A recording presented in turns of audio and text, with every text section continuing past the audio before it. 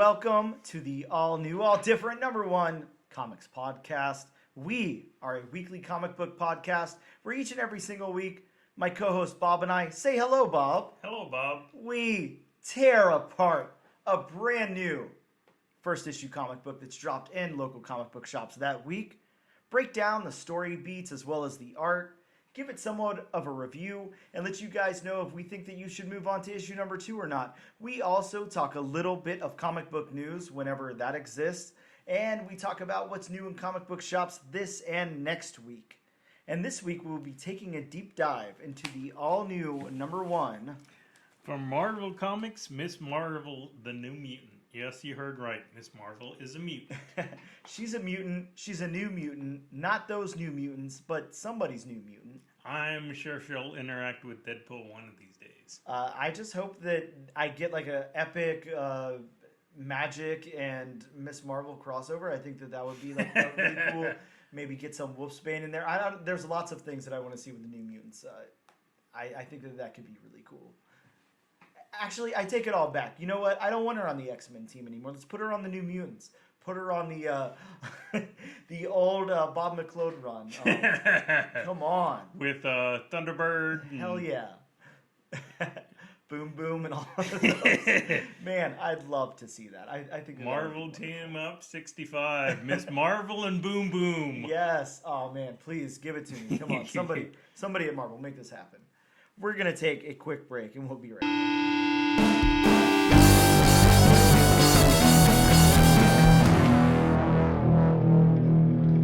And we are back with the all-new, all-different #1 comics podcast. Bob, I don't know if I said it right up top. I don't think I did now that I'm thinking about it, but this is episode number 34. If I failed to mention that, episode number 34. Well, you mentioned it now. Yeah, so you know, for all the people wondering out there, this is episode number 34. Don't worry, you didn't miss one. This is 34. There were some bonuses in there. You know, there's plenty of back catalog to choose from. Yes. Pick your favorite book and go listen. But either way, today we are here and we are talking about, I don't know, you and I talked about this earlier. There's no news whatsoever. No, there's none. There's honestly nothing. There's speculation, but nothing concrete. A little tiny bit. I do like the fact that, I don't know if you've been reading out there about the Deadpool 3 rumors. There's lots of them, but I have. The Dazzler one, the Taylor Swift Dazzler one, I don't know if that's been in your news feed. A lot of those Dazzler books are jumping up. Of course, the Uncanny X-Men, her first appearance and all of that. And then, just anything with her on the cover is pretty hot right now because you got to think, if Taylor Swift does happen to play Dazzler, which, please, for the love of God, that would be perfect. But yeah, that'd be some great casting right there. Very, very good casting. Very good win for Marvel and for Taylor Swift. But yeah, if that happens to be a thing, look out, dude, because any book you have with Dazzler on the cover is gone. Like, there's some really, really good Dazzler covers because Bill Sienkiewicz did a bunch, and then, just that first appearance in Uncanny X-Men. It's a weird cover, but it's a cool cover. Yeah.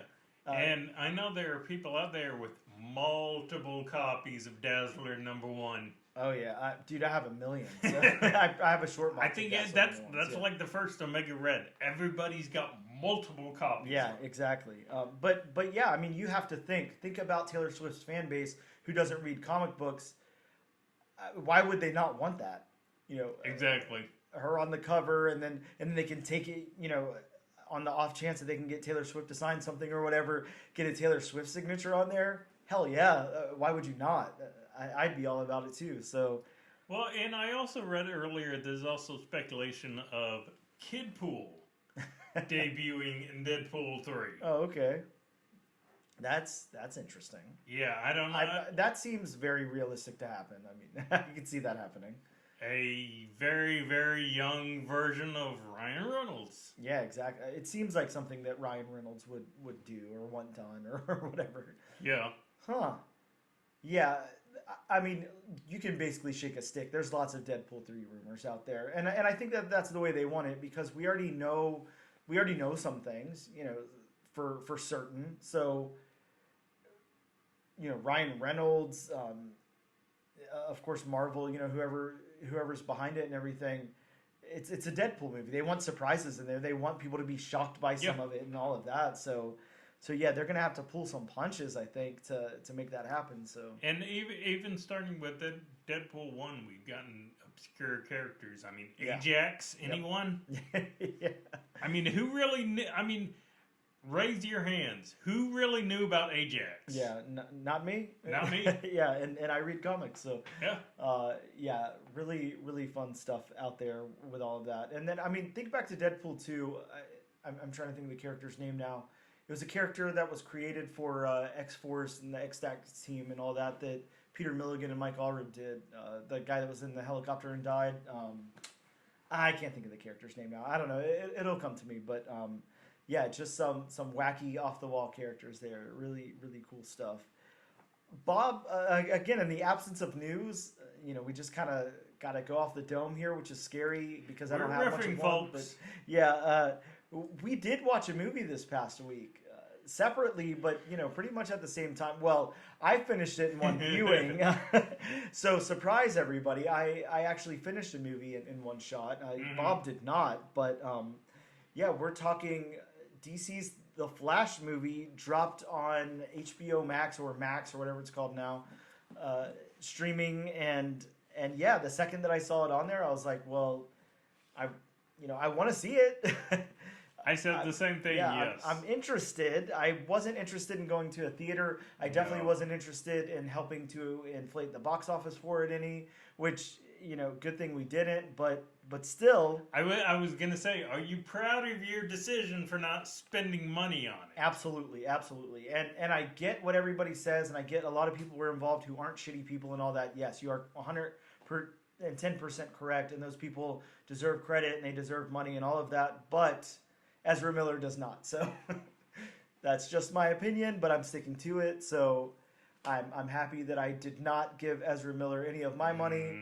I'm already subscribed to Max, so whatever I watch on it, I don't think they really do residuals like that anymore. So no, I don't royalties think so. Or anything. So I don't think so. Yeah, but Bob, we watched the Flash movie. We did. Is there anything you want to say about the Flash? I would like to. Besides the fact that the CGI is god awful horrible. Yeah, I want to do like a little throwback. On the podcast we always do the synopsis of the book we're covering and all that. So before we talk about this movie, I want to do the synopsis of the movie. Not my written synopsis, but this one's on Rotten Tomatoes, just so we can contrast our opinions against this. Worlds collide in The Flash when Barry uses his superpowers to travel back in time in order to change the events of the past. But when his attempts to save his family inadvertently alters the future, Barry becomes trapped in a reality in which General Zod has returned, threatening annihilation. And there are no superheroes to turn to. That is, unless Barry can coax a very different Batman out of retirement and rescue an imprisoned Kryptonian, albeit not the one he's looking for. Ultimately, to save the world that he is in and return to the future that he knows, Barry's only hope is to race for his life. But will making the ultimate sacrifice be enough to reset the universe? ? So that makes it sound like it's a coherent movie that goes from point A to point B and ends at some point. Yeah. It is not that. No. To me, it's like the Whedon cut of Justice League. Just a bunch of random scenes thrown together. I'm rubbing my forehead now just thinking about it, just thinking about what I sat through, because, yeah, it seems like there's some kind of plot buried underneath something.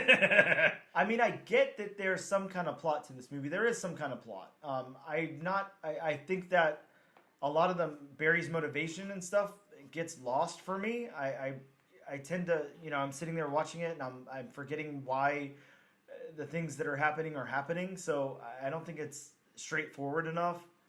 It's definitely very insanely convoluted. Like, I mean, and if you thought one Ezra Miller was bad, oh yeah, two Ezra Millers is like, oh my God, somebody shoot me now, and none of them have any redeeming qualities whatsoever. Yeah, not at all. And that's kind of one of the things I want to talk about with this movie. What about the redeeming qualities? Because we brought Michael Keaton back as Batman. I'm with the general population. I'd love to see, Michael Keaton again as Batman. That's cool. Of course, we all grew up on Michael Keaton Batman. It's awesome. It's fun. Whatever. Was there other than just fan service? Did you see any need for Michael Keaton to be Batman in this movie? Besides the shoehorn another Batman in? Yeah. I didn't understand what the purpose was. I'll have to cut that. It was very fan servicey though, and it was very. I don't know. Like what was the purpose? Like what did it do to the plot of the movie? What was his character arc? Like there really wasn't one. I guess you could say he was supposed to be Thomas Wayne. Yeah. If you were to compare it, because it was being that it was based on the Flashpoint paradox. To me, it was loosely based on that. Very loosely. I mean, we had the core ideas and the core building blocks, but I mean, there was, no Wonder Woman versus Arthur Curry, which was a very big thing in the Flashpoint paradox. Very big, yeah. I mean, there was no, Lois Lane being, part of the Resistance. There was no Reverse Flash. Well, I mean, I guess you could say that was, Barry finding out that he was ultimately, the villain. Yep. Which I guess you could say he was the third version of Ezra Miller, which, 2 was bad. 3 was like, oh my God. Yeah, that third one was, that was a whole other thing. I was somewhere, I think it was Target. Yeah, I was in Target the other day, and there was a clearance version of that of that Flash or whatever. I don't know what you call that character. It had some kind of name, but yeah, there was a little action figure of it, and it was like on clearance for like $3 and something at the Target. And I was like, man, that looks rough. I just can't imagine having that in your collection and wanting to see it. It's so like depressing and just sad. But yeah, what about the cast? Like, so definitely, Ezra Miller, or sorry, let's separate the art from the artist, I guess. But like, just Barry Allen, the Flash here, not super likable in the movie at all, in my opinion. Any of the more three annoying than incarnations. anything. Yeah, didn't really like him. Michael Keaton at Bruce Wayne, I don't know, like it didn't do much for me, especially when he comes out and he's goofy jumping on the kitchen counter and with the long hair and everything. Like I wasn't very impressed with him.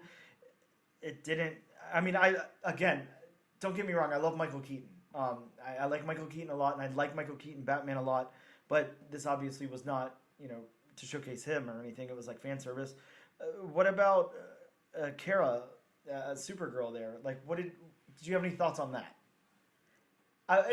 While you collect your thoughts, I'm going to just straight up say I really didn't like her at all. I didn't like the character. I didn't like her. Like, I didn't like the way that she was in this movie. Like, I just didn't like it. Yeah, to me, she was just, the actress was just a little too stiff in the role. Like, really stiff, though. Yeah, and didn't give me that whole, I know she was supposed to be a separate character from Superman, but she didn't even really give any of those vibes whatsoever. Superman vibes, like the whole, optimistic, I'm gonna do good.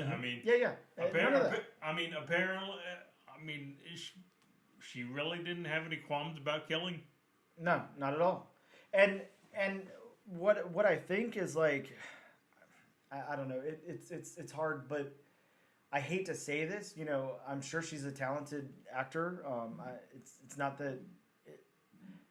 I don't know if it's her performance. I don't know if it's the way the character's written. So like I can't tell. I don't have that information. But it seemed like if that was like a Supergirl from like CW, then it would be, like it seemed like it came from that kind of universe. It seemed like a TV universe character being put into like a major motion picture. Like it just didn't fit with everybody else, and it seemed weird. I mean, look, you have Ben Affleck and Michael Keaton in here to act against, and I'm not saying she really shared scenes with them, but it seemed like an odd fit there. What about Michael Shannon, General Zod? Like, what about that General Zod in this movie? See, I like Michael I do Shannon, too. especially when he plays a villain. Mm-hmm. I like him too. Definitely not my favorite villain. Not even my favorite depiction of a DC villain on screen. I didn't think it was that Definitely good. not my favorite General Zod. Yeah, not at all. Yeah, and then I mean we don't have to go down the whole list or anything, but yeah, just some I don't know, just some weak character development for me at least. Some pretty weak performances, if I'm being honest with myself. I'm not gonna disagree with you on that. And like, who wrote this script and edited this thing? You know, it was so long for no reason whatsoever. The way it was edited kind of seemed like the way the original, the first, what was it? Was it just Suicide Squad? Yeah, that was the first one. Yeah. It was not kind of Suicide Squad. edited like that. Mm-hmm. You know, just where you know stuff. Just like all of a sudden Captain Boomerang comes back to the team. Yeah, exactly. It's just so overblown and so saturated and whatever. I'll even go out on a limb here and say I had a more enjoyable experience watching that Suicide Squad movie than this. Like, in all honesty, it was a little bit, shorter and more straight to the point. Yeah, this was a long movie. This movie was way too long. Like, why wasn't it an hour 40? You know, I'm gonna go out on a big limb here. I'm gonna one up you as far as enjoyable movies. Yep. I enjoyed watching Green Lantern. Green Lantern is a lot more fun than the Flash movie. Yeah, you're absolutely right, and it's got a much lower Rotten Tomatoes score, I think. So that's... You know, and the thing that I could not wrap my head around, and I said this early on, that the CGI was god awful. Mm-hmm. Oh yeah. The fact that we found out that the budget was ballooned as high as it was, yeah, that 300, and the CGI was still that bad. And what makes me upset about this, and we've talked about this before in our news section and all of that, and we've talked about this amongst ourselves and everything as well, but for Andy Muschietti to come out and say that was a stylistic choice. Dude, at a certain point you just got to own up to it and say you made a bad movie, or at least a bad looking movie or whatever. Just say the CGI was bad. Yeah, it wasn't good. Sure, it wasn't. How can you justify that as a stylistic choice? For what purpose? Now, I don't know if there's anything you can really pull out that you enjoyed in the movie. I don't know if there's any good to it, like anything that redeemed it for you. But I know I'm going to let you say it first because it might be on the tip of your tongue, and if not, then I'll interject. But to me, and I even said this, Michael Keaton is my favorite part of the movie. Okay. I mean, Batman is the best part of a Flash movie. No, I agree with you, but I'm going to go the other way and say Ben Affleck because I really like Ben Affleck as Batman a lot. I'm really a big fan of him. Yeah, I am kind of, I'm not going to disagree with you on that. I am kind of disappointed he won't be Batman going forward. Yeah, because I would have liked to see more of him. Yeah, he's a good Batman, and I get that he's, aged out the part, sure. But... we're doing Robert Pattinson, and which isn't going to count. That's an Elseworlds. Yeah, we're obviously getting a second one of that. So we've got a younger Batman. Why not have that old grizzled, kind of? Yeah, exactly. What Ben Affleck is probably, I don't know, in his late 40s, early 50s, or something like that. I mean, he can still play Batman. Like maybe if you do a Batman Beyond movie, exactly. Ben Affleck. Yeah, Ben Affleck is a very, very good Batman. He's really very is. Believable as Batman, and I really like him.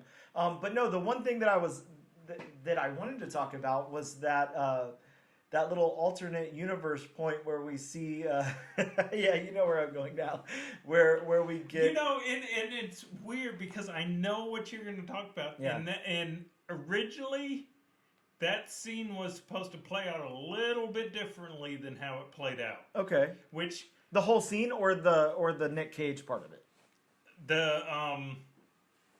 Well, no. Okay, I'm thinking of a different scene. Oh, you're somewhere else. Yeah, Well, Bob, we're gonna get to that. Okay. But Look, we've got to talk for a second about the unrealized, unfilmed. Look, here's a rabbit hole for you, if ever there was a rabbit hole.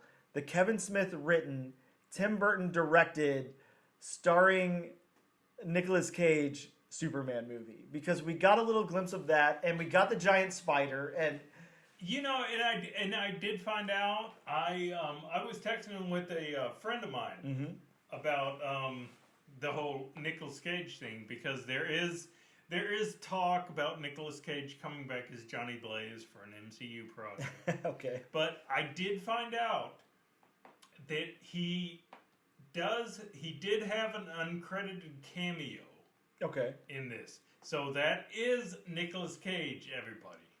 Dude, that CG on top of it, though, is just horrendous. I mean, they took Nicolas Cage and tried to take him back, 30 years or whatever, and really layered the CG on top of him. I mean, it's kind of like the whole Christopher Reeve. Yes. Oh, gosh. God. You know, Superman, which, I mean, it was a nice little nod, but it just looked like Princess Leia from Rogue One. Yeah, man, it's... I'm gonna throw this out there. Sometimes the technology is just not there, and if it's not there, then leave it alone. Now, if they would have spent, you know, a lot of money and time and all of that on that, and not to say, you know, that anybody did a bad job, but the whatever time and money and technology was spent just didn't cut it. Like, it's not enough. I mean, it's a Flash movie. Yeah. We know the character of the Flash. He's really gonna be heavy in CGI. Sure. Yeah. There's no way you can make those.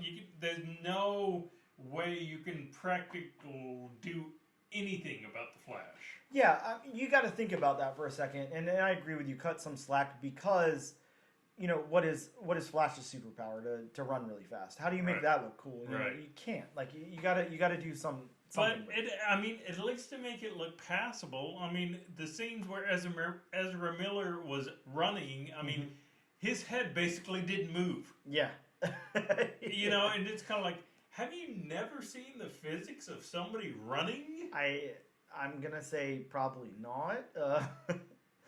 Yeah, just interesting all around, and I don't know, Bob. I do want to talk about that for just a second. Again, I already brought it up, so it's whatever. But as far as have you ever really dug into that Kevin Smith script?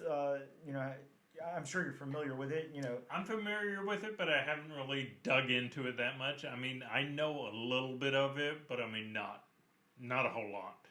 I mean, this thing could have been so cool, and yes, it had Superman fighting a giant spider, and it was around the same time that Wild Wild West came out with its giant steampunk spider and everything. But I don't know, it's something. I mean, I will say for fan service purposes, that was a cool grab for fan service. Yeah. Now, some of the rest of it just felt like a weird, desperate attempt at Oh, and there was a whole lot of fan service. Yeah, a lot. But I don't know. I do think that it's trying to think of words to describe what's going on here. Yeah. A hot mess? Well, yeah. I guess the only thing I can say is I really hope that maybe somewhere out there's a little bit of renewed interest in that Superman project with Nick Cage. Dig that script up, do something with it. Shit, make it a 30-minute animated feature, and I don't know, let Nick Cage voice Superman, whatever you got to do to make something happen, or make it a comic. You know, you could do that too. Yeah. That could be really cool. But I think there's definitely something there. At least for me, I thought that was cool. For anybody, you know, really into superhero movies and stuff at that time period, you know, knowing that never happened was a big crushing blow. So all in all, it took you 2 passes to watch the movie. It took me, I did sit there and finish it in the one. Actually, you know, before we get to the end of it, what about? I have to point out 2 more bad things. 2 more before I can finish. Just 2 more? Yeah, just 2 more. Look, why the scene with his mom in the grocery store? Now, why throw that in there? Because it was clunky. It was weird. It was awkward. It didn't go anywhere. No, and I'm sorry. I get his perspective on it. You know, he wants to see his mom again, talk to her, give her a hug, whatever. Sure, I don't have a problem with that. But the mom's interaction is so not believable. Why is she going to treat some stranger at the store this way? Like, I get she's a nice person. We get that about her and everything, and she has a kind heart. But this was a little too over the top. It was weird. It was strange.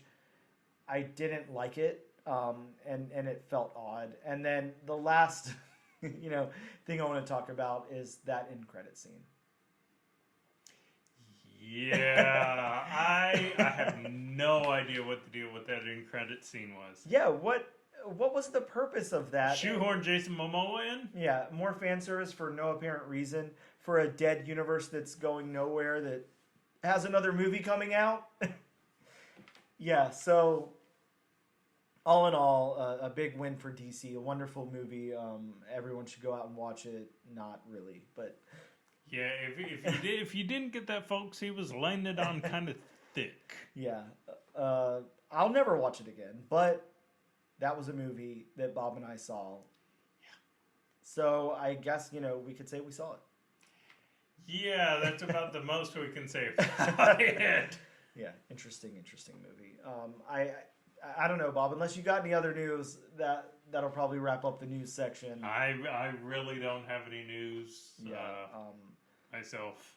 Yeah, so that wraps up the news section. We're going to take a quick break, and we'll be right back to talk about new books that came out in comic book shops.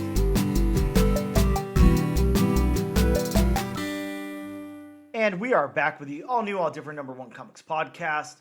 Episode number 34. That's right. In case you didn't pay attention the 80 times that I said it already, this is episode number 34, because why the hell not?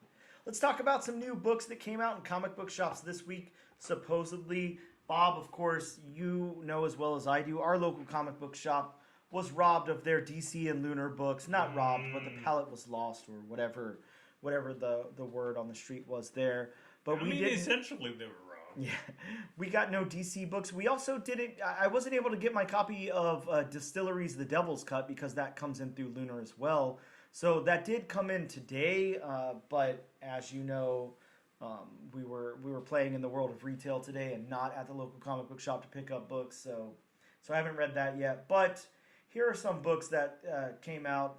Hopefully for all of you guys at your shops. From Image Comics, we have Local Man Gold, a one-shot in the Local Man universe by Tim Seeley. So very, very cool. That book has been amazing. I really like it a lot. I'm excited to read this one-shot, and it's got like a cool, early 90s image look to the book and everything, cover and all that. I think the one that I picked up was like gold foil embossed or something, so nice. I think. I could be wrong. But from DC Comics, again, we didn't see any DC Comics, but supposedly these came out. Action Comics presents Doomsday Special #1. This had some really, really awesome covers of Doomsday. I really liked a lot of these covers. I was really excited to check out the book. I'm kind of sad that it's got to wait, but whatever. Got Batman, Catwoman, the Gotham War Battle Lines #1. I'm not going to lie to you, Bob. I'm not even going to bother with the Gotham War. I seriously don't care. I'll pick them up because, Batman's in my pool, and so is Catwoman. There's too many wars that go on in Gotham. Yeah, man. Can't there be another city that gets a war? Yeah, exactly. Like Central City War. Well, no, because then how are we going to make it about Batman? So, I mean, Batman can hire out his his detectiving abilities. I mean, he could, but then we wouldn't have Gotham to worry about for all day. We got Nort's Illustrated Swimsuit Edition one-shot. This is just silly nonsense, Yeah, I saw some images from this. Yeah. It's kind of off the wall. Oh yeah, very, very off the wall. But yeah, just they do this kind of thing. DC and Marvel both do it. Weird little one-shots in continuity, I guess. But I don't know. We also got Night Terror's Night's End with the first appearance of Dr. Hate. So, first appearance of Bob there, Dr. Hate. Over to Marvel, we got Incredible Hulk #3 with the first and I guess last appearance of Brother Deep.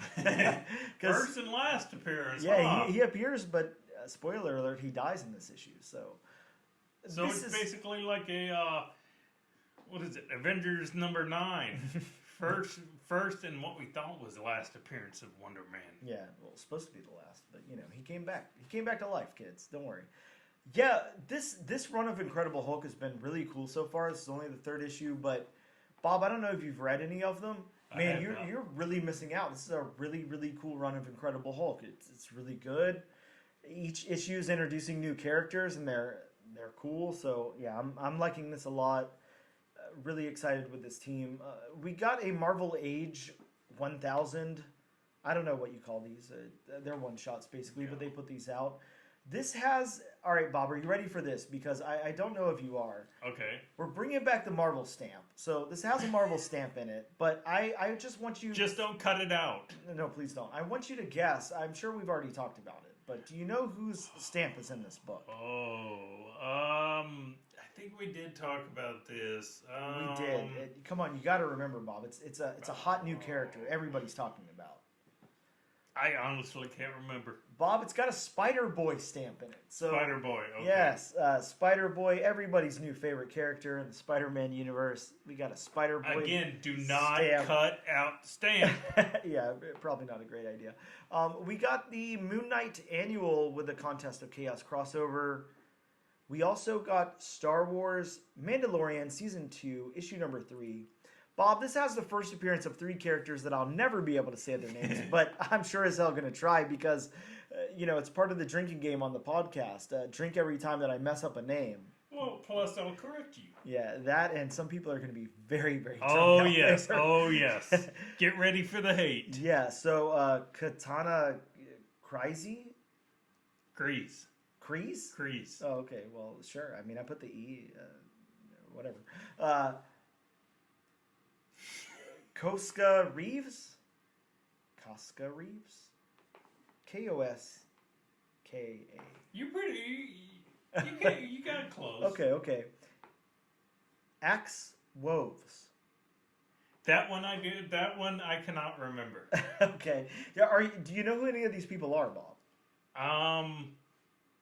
The first one I know the character's related to Bo-Katan Kryze. Oh, okay, that makes sense because of the last name. Yeah, exactly. Surname, is that how you say that? Yeah. Yes. Yes, surname.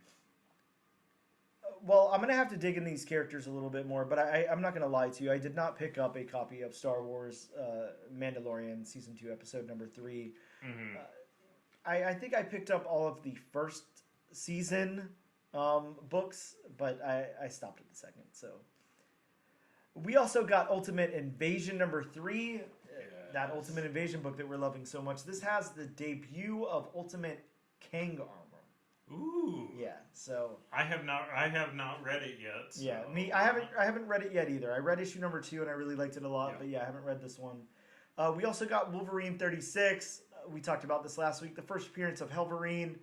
Man, why not? Helverine. I love it. I'm very excited about that. Going a little overboard with that. Nah, come on. It's fun. It's fun. Come on. And from Boom Studios, we got Mighty Morphin Power Rangers 30th Anniversary Special number 1. A big, oversized $10 issue. I picked mine up from IDW. IDW is doing all of their endless summer one-shots. And this week, that included Teenage Mutant Ninja Turtles, My Little Pony, Dungeons & Dragons, and Sonic the Hedgehog.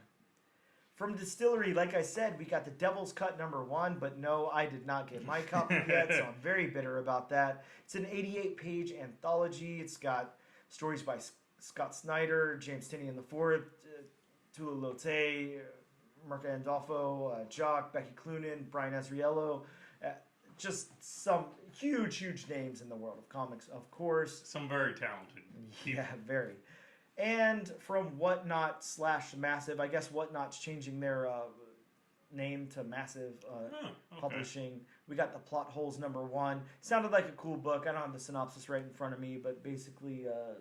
There's a lot of those in comics nowadays. Yeah, exactly. But the Plot Holes number 1 sounded like a good book. It actually, if I'm being honest, it sounds like the first good synopsis I've read from a Whatnot publishing book. So sometimes they have really great creators on there, people doing cool stuff or whatever, but it doesn't seem like they've really found any way to flesh out the writing or what they're going for. But this one sounded like a cool book. So those are some of the new books that came out this week. We're going to take a quick break, and we will return to talk about Ms. Marvel, the New Mutant #1.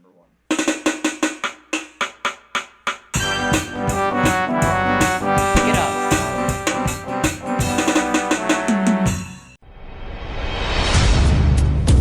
A battle for humanity's future is being waged on American soil right now.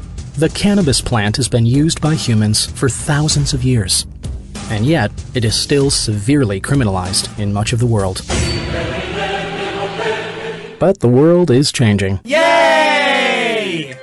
In the U.S., 37 states have legalized cannabis for medical purposes, and 18 have done so for recreational use by adults.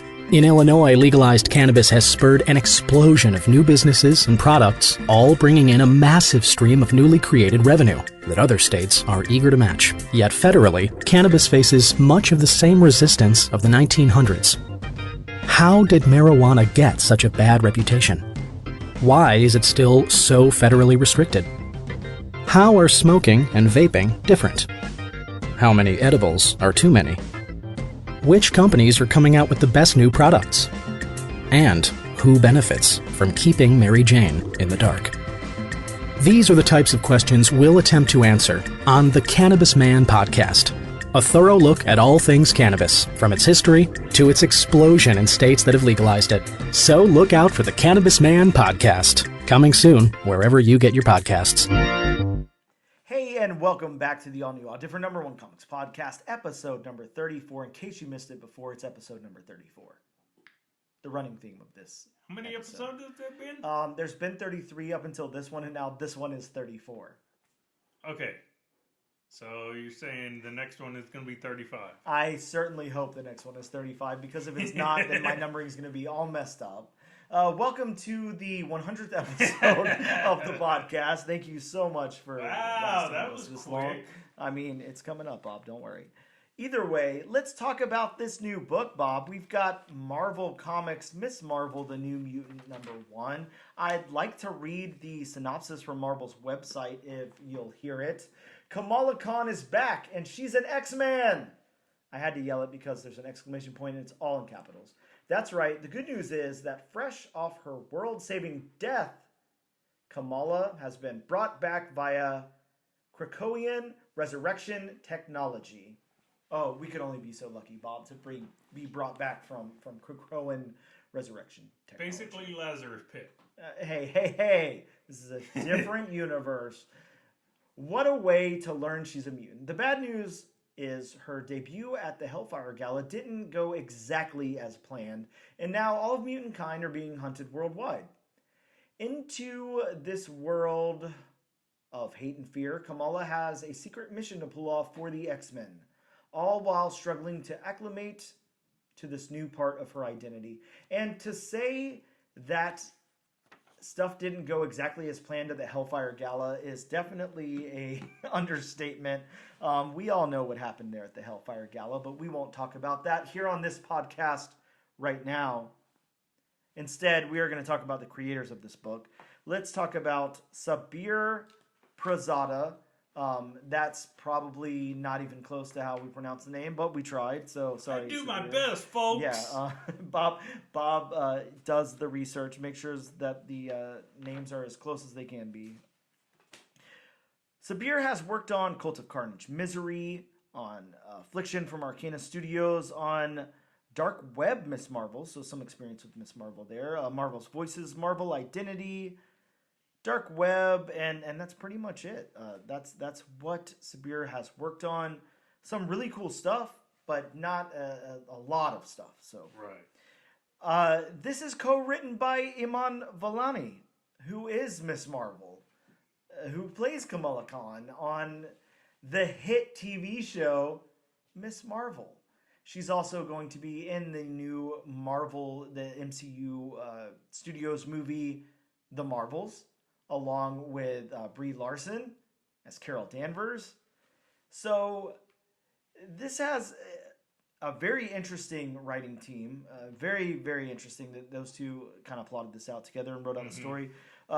We've also got 2 artists on the book. Now, I'm not sure what the reasoning for that was.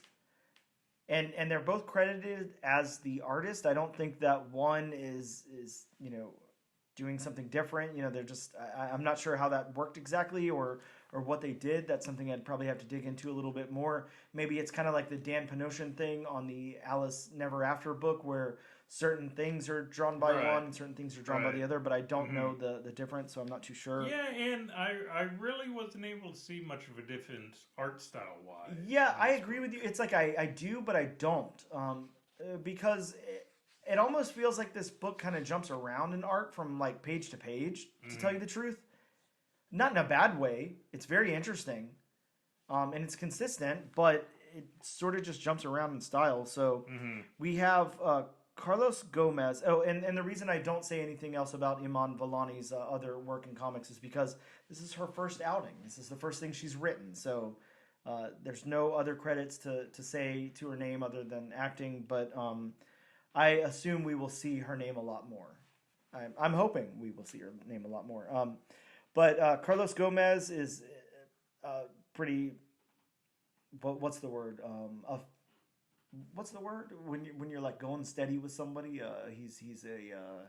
Oh, come on, Bob. I just say affiliated. Nah, come on. There's a word. God, I can't think of it now. Either way, he works for Marvel for the most part, but he's also done some stuff for Dynamite. He's worked on Red Sonja. He's worked on The Amazing Spider-Man, Spectacular Spider-Man Adventures, The Amazing Mary Jane, Jim Butcher's The Drenison Files, Wild Card, Exterminators, Pathfinder, Hollow Mountain, America Chavez, Made in the USA. Bob, one of the greatest Marvel miniseries, America Chavez, Made in the USA. Love that series.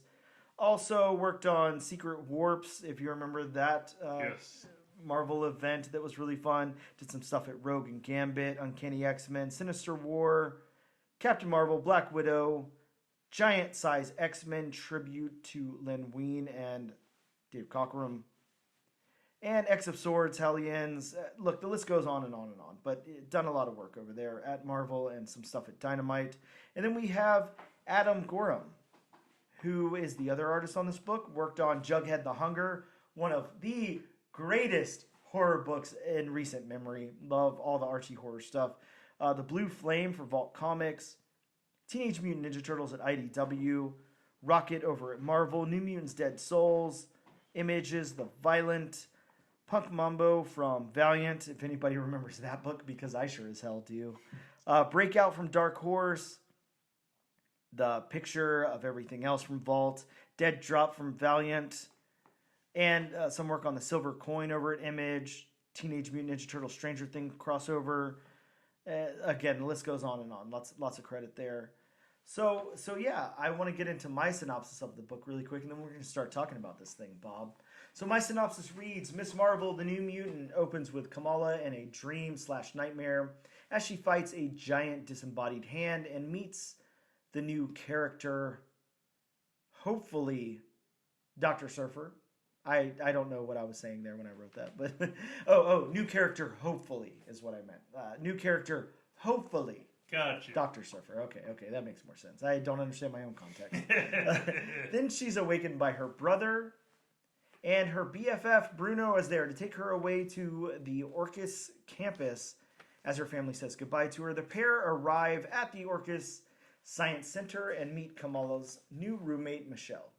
Kamala leaves Bruno and Michelle to take the subway to the underground where the mutants now hide. Kamala passes a giant alligator when Shadow Cat with a K, Bob. That's Shadow Cat with a K. See, so you know it's supposed to be, a different version. I know. Because it's a different letter. Yeah, and I mean, she looks a little different too, right? She does. She looks kind of like a Mortal Kombat character. Like a really cool one. Let's get Shadow Cat in Mortal Kombat. Next Mortal Kombat, thank you. Thank you. Spawn's in Mortal Kombat. I agree. Kamala enters the mutant's lair and sees Rasputin 4 as well as Sink and Talion. And they explain to her that since her mutation hasn't manifested just yet, she should be able to stay undetected by Orcus. So they ask her to check out a secret underground lab. between all of this, Kamala is dealing with wanting to tell Bruno about her death and rebirth and new mutant abilities or new mutant whatever identity, and telling the X-Men about her nightmares. Finally, Kamala tells Bruno about her new mutant life, and of course he's very supportive because it's Bruno and he's freaking awesome. And just then Bruno detects an extraterrestrial threat. Not existential, that's me, not them. Kamala puts on her X-Men suit, revealing that there is now a mutant at the school, and she begins to fight the Chitauri, who's clearly being experimented on due to his cool missing arm and tubes hanging out from him. But the Chitauri is a ticking time bomb, and Kamala uses her powers to shield everyone around her as he explodes. As everyone at the school worries that a mutant is now on campus, Kamala goes back to Bruno and stays up to play video games so that she doesn't fall asleep, but she does begin to drift off, and then we flash over to the secret lab. Chase Kroll, the supervising officer, is getting grilled for not detecting the mutant on campus by another new character named Nikia. I don't know how we're supposed to say that. Nitkia. I'll just say Nikia because I don't know how to say it. As she is asked by Kamala Sharpender. Sorry, I'm horrible with names, as we all know. Shapander. Okay, that's an existing character too, so I should know how to say her name. But if she has some kind of alliance with Kamala and our Officer Shapander, then announces that they'll implement the new Trojan Horse program, and that kind of wraps up the issue. It ends with that, and just a little screen with Miss Marvel on it there. So be glad the book ends there. Yeah, Jesus, yeah. So there's a lot going on in this book. Bob, let's talk about this book really quick. What about this book? There's a lot going on in this book. There is. Before we get into the beats and narrative and all that kind of stuff, just give me some overall impressions. What did you think about this book? Well, especially when I'm sorry, this is just one specific part of the book in general. Yep. But when you were reading your synopsis about them staying up to watch video games and not wanting to fall asleep, I got such big Friday the 13th vibes. Oh yeah, definitely. Don't fall asleep, don't fall asleep, don't fall asleep. Yeah, yes. Definitely. Yes. No, this is cool. I'll say this. I was scared when I opened this book because the dream sequence, I mean, I figured something was amiss, of course, but it felt so weird, and it lasted for kind of long, to tell you the truth. I mean, I hate to say it, but it felt a little long there. We're just coming off watching The Flash and things feeling unnecessary and too long. It felt a little unnecessary and too long. Once I got to Dr. Surfer there, I mean, I got a little more excited, of course. Yeah. And then once I saw, her waking up at her house and everything, I was definitely a lot more excited. But yeah, those first few pages I was a little nervous about, and then it made up for it, absolutely. 100%. But I do feel like it was important to peer into her dreams or her nightmares and everything, so we could kind of see what was going on there, because it plays such a big part in this book that she's having these and everything. So yeah, I mean, she's not used to being a mutant. So yes, I mean, exactly. This shows what's going on in her head. I mean, subconsciously, how she's trying to process the fact that she found out she's a mutant. Yep. Yeah, definitely. Now that she's resurrected and a mutant, that's got to be a big thing for her. Well, Bob, then let's go into our usual here. Let's talk about the story beats.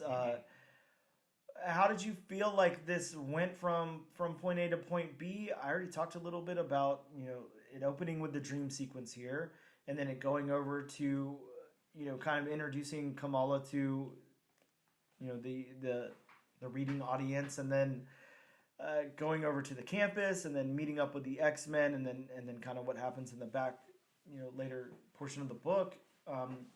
I felt like this was done really well. It seems like a very linear story. It tells it. I was a little scared they were going to do a lot of flashbacking and stuff beforehand, and the Hellfire Gala and all that, and they didn't do any of that. So there's not a lot of exposition here. There's definitely no exposition dumps or anything. It tells a comic the way that it should. I always like to relate. Look, they're two different characters, and it's not that I feel like they're similar or anything, but the way the storytelling is pretty similar to me. I like the way that Miss Marvel is always set up kind of the same way like an old Spider-Man book is set up. Right, yeah. You know, there's just the right amount of exposition. There's not really dumps, and then there's a lot of what's going on at home and everything, and then a lot of what's going on with like kind of the villain of the week or whatever, and then there's that overarching story that's happening too. So right. I really appreciate the way that this is written and how it takes a page from, you know, how Kamala's always been written and kind of, you know, arcing back to that classic like Spider-Man type of story too. So I really like it a lot. I think the story beats work wonderfully here. So how about the narrative? I think that Iman should definitely nail Kamala's narrative, but what about the overall narrative of the book? We don't have a breakdown. We don't know who's writing what. I would imagine, and I did listen to a short interview with Iman on the there's a Marvel This Week in Marvel podcast. They talked to her for a minute, and she did talk a little bit about working with I forget his name now, Sabir, but on the comic, and the reason that she wanted a co-writer was, you know, she's never written anything before. So I mean, you can't blame her, of course, but you know, she said that he did like a lot more of the reeling in, you know, like how are we going to tell this whole story here? Let's break it up into these chunks and all of that stuff, which makes sense. But it seems like she came up with the initial script pretty much herself and decided to tell the story. So what do you think about the narrative of this book and the narrative of these characters and everything? I definitely like it, especially if, you know, she wrote the majority of it herself. Yep. And that is, I mean, that is a very great start. Yeah. And she's got a future in comics. Yeah, definitely. It's very impressive. It is. Very... I mean, to say that she has such a good handle on Kamala, you know, is an understatement. She plays the character, so understood. But even that, I mean, you have to think there's a script being written and it's being directed by somebody and all of that. And I'm not saying, I mean, she's got her acting chops already and she's got line delivery and all of that, you know, on her own. But to take something from a character that you're playing to writing it on paper and then having somebody else illustrate it are two very different things, very, very different. And to keep that tone consistent throughout that process is very impressive, in my opinion, for somebody who's so new to this. And we know Iman reads comic books. She talks about that, you know, in interviews and stuff. She is a comic book fan. She has a local comic book shop that she picks up a pull from. She goes there and, you know, sits down and signs copies of Miss Marvel, you know, for people who go to the shop. So really, really cool. But, you know, she does read comic books and she talks a lot about comic books. Just in that interview, you know, and that interview it's not a fan cast like yours and ours. It is a Marvel podcast, you know. Marvel employees are the ones that host that podcast. Right. You know, she's sitting there and talking about other comics too. She's talking about independent comics. She's talking about DC comics. She reads comic books. It's not just a thing she's paid to play a character or whatever. So she is an actual fan, and you can really, I feel like that comes across in the writing here. I love the fact that in the dream sequence, and when you look at Comic Geek, when you look at the Comic Geek app and everything, and it talks about all of the you know, supporting cast and then cameos and stuff like that, it lists every single one of these characters because just, I mean, it has every single character from all these teams. You know, you have your champions, you've got your Avengers, you've got just all your Inhumans, and then the X-Men and stuff, and all of these characters are written here in the book. I think that's, you know, from somebody who reads comics, you know, just saying like, I want all these characters in my comic. I want Iron Man in there. I want Nova in there and stuff like that. It's really, really cool. I really appreciate that. But yeah, this overall narrative here, Kamala, Bruno, you know, even some of the X-Men and all of that. I feel like the narrative is really nailed. It's really nailed down really well, and this is done really, really good. What about the dialogue then, Bob? What do you have to say about the dialogue? Because I'm sure you've got words. I mean, for me, the dialogue definitely fits. Yeah. I mean, especially with like Kamala Khan, it's to me, it's like the dialogue from her TV show, Yes, yes. just in comic form. Exactly. It carries over so well, It and does. I think that she just knows this character inside and out, and really identifies with the character, obviously, but is playing an extension of herself, on the screen, and then writing it on the page here. So yeah, this dialogue really works well for me. She's nailed the tone. She's nailed the way the characters talk and everything. And then to bring in some of these other characters here throughout the book, definitely, when she's talking to Bruno, when she's talking to Shadowcat, when all of that stuff, even when she's talking to the Shatari, just I don't know, really really good stuff here. I'm really enjoying it a lot. I'm struggling to even find really anything to critique it on. It's kind of hard. I really like it. It's just got such a good tone to it. So how about the world building then, Bob? And of course then we'll move over to art and talk about that and see if we have any caveats. But how about this world building? Because there is a lot of world building for, we have to go to the... Yeah, exactly. You start with Kamala's head. Yep. Essentially in the flashback. Yes. Or essentially in the dream sequence. And, I mean... Then you get a look at, you get a look at, New York, and then you get a look at the Arcus campus. Yeah. Which, I mean... I really like the campus a lot. I think it's a really nice campus. It does. It reminds me of just like, like an MIT kind of stuff. Yeah, exactly. It's the nice campus. With the grand buildings and... Yep. all and such, and of course you get the sewers in New York. You get the sewer, and I love it. We talked about this before in our news section whenever our preview came out, and I said there was going to be a giant alligator in this book. Now I wasn't aware it was only going to be like I think a total of like 4 or 5 panels here, but I love the alligator. I love her down in the sewers, and I love how Shadowcat comes out, and then we get to the entrance of the lair there and everything. Really, really cool stuff. But yeah, you're right. The campus here, I think that's kind of what's shining for me. I'm really, really enjoying the campus, which is good. We're spending a majority of the book there, I believe. And even whenever we go to the underground lab and all of that, excuse me, just really fleshed out, really cool. Looks wonderful, feels wonderful. The world feels built up and lived in and all of that. Feels like a new, newer campus. It's really got some money pumped into it and everything. So maybe we'll find out some more about that along the lines or down the road or whatever. But really, really cool. A win overall in the story for me, and from Bob as well. So what about the art then? Let's break into the art. What did you think about the character designs here? I like the character designs. I mean, none of them looked like they were copy and pasted. No, not at all. Yeah. I mean, and then in the, dream sequence, just the fact that we got every single character from every one of those teams. Man, we have everyone, and when I'm saying everyone, like, everyone is on. Sorry, excuse me. I'm just yawning nonstop today, but everyone is in this thing. I mean, blink and you'll miss them. Wolverine's in there. Beast is in there. Everybody is in there.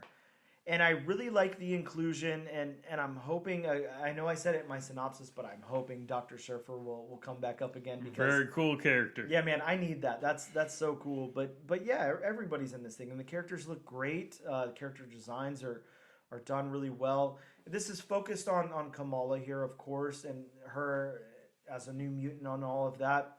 And I think that, the art, Kamala, the art of Kamala and everything, yes, it's done very, very well. She looks wonderful in this. Looks really, really good.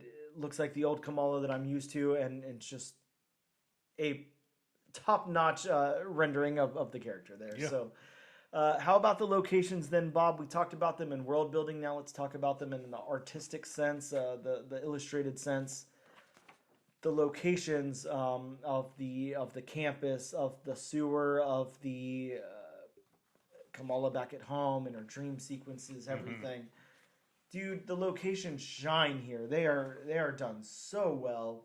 The locations and the backgrounds, really done really well. Well, yeah, and you know that's a big thing with me in Yes, locations is what do the backgrounds of Yep. said locations look like? Yeah, when you are they focus fleshed on out? anything Are they else? lived in? Is there something we can look at other than just that main character? Yes. These are very detailed backgrounds. Yeah, they look great. You know what it's reminding me of a lot? Remember when we did Superman #1 and we just had so many nice things to say about the Right. art in that book? Right. I feel the same way here. When we're on campus, when we're out fighting the Chitauri and everything, Right.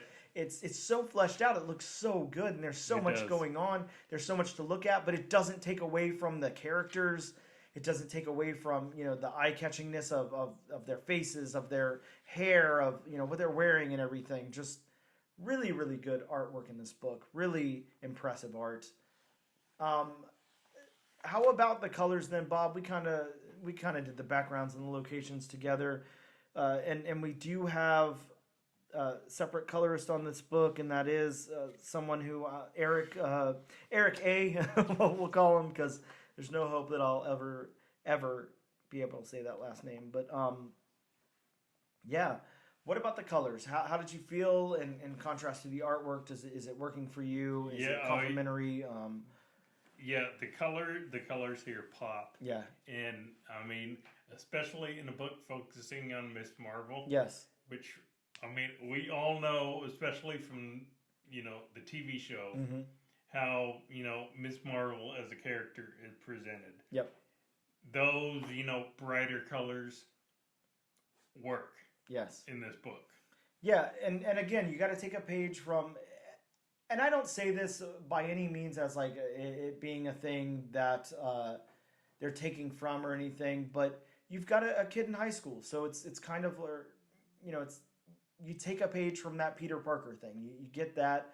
Right. The colors are reminding me of that. It's reminding me. I think this is where the book is not traditional house style for Marvel.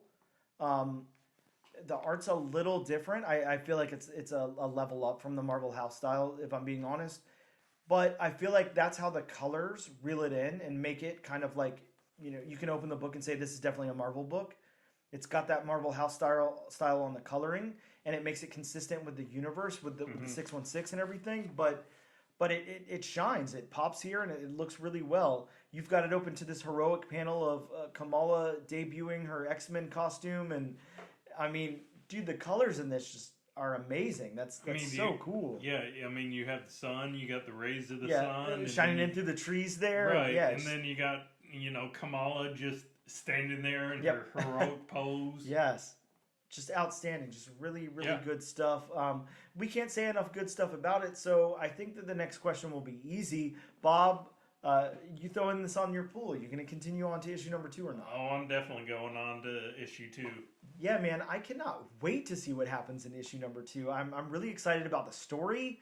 I'm really excited about Iman's development as a writer. That's one of the biggest things I'm looking forward to is because I mean we've all seen books like this where it's written from the actor or actress's standpoint, and some of them. Well, let me rephrase that. Most of them fall flat. You're very right. Especially, because these actors and actresses, I mean, they haven't really written anything before, and it's their first time. So, yeah, most of them fall flat. Iman's first time, I mean, ghostwriter or no ghostwriter. Yeah. I mean, she doesn't seem like a first timer. No, not at all. And like I said before, you can tell that she really reads comics because she understands the scripting of one. She understands the pacing. She understands how to wrap it on that cliffhanger that it needs to end on. So people like you and I want to read issue #2. But yeah, she's doing very, very well. Again, like I don't know the exact process. I'm not sure how much. I don't know if it's a 75-25 split between her and Sabir or what. Or if it's 50-50 or what's going on.